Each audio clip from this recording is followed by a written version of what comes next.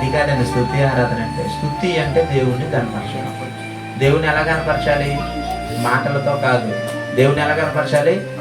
చేతలతో, క్రియలతో.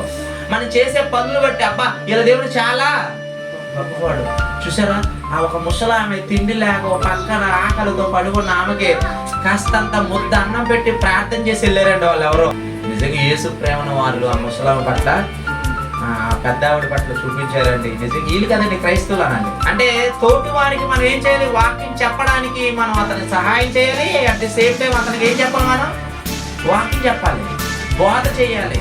చేయడమే కాదు, మన క్రియలలో కూడా అతని పట్ల మన ప్రేమను కనపరచాలి.